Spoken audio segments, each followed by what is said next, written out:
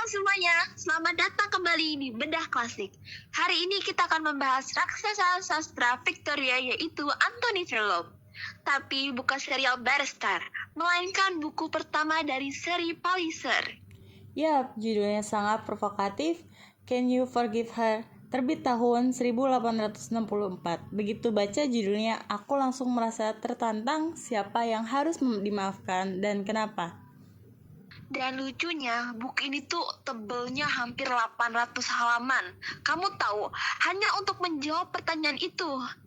Jadi, Lala, ceritakan dong sedikit siapa tokoh utama kita yang berdosa ini.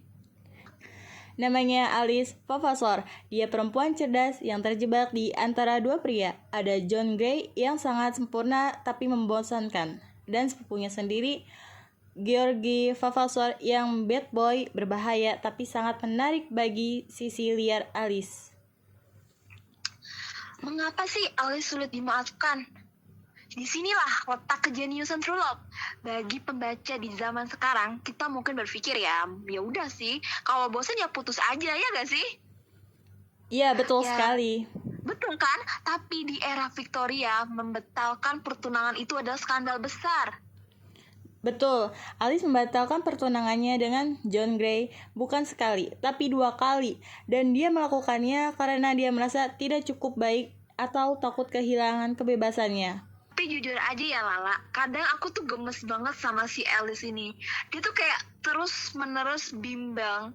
Karena kayak George Vavasor itu kan jelas-jelas punya niat yang buruk dan temperamental terhadap dia ya. Dan kenapa dia tuh masih mempertimbangkannya gitu loh. Kenapa nggak pilih dengan John Grey?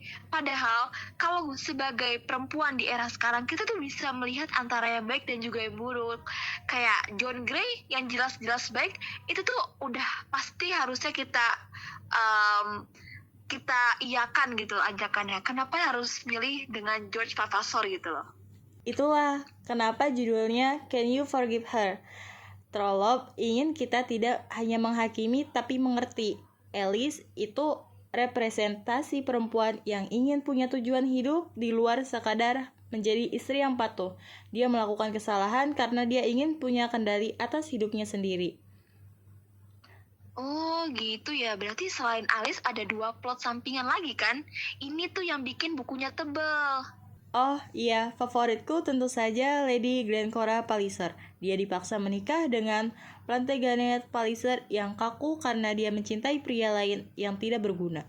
Burgo Girl, kisahnya jauh lebih emosional daripada Alice. Menurutku,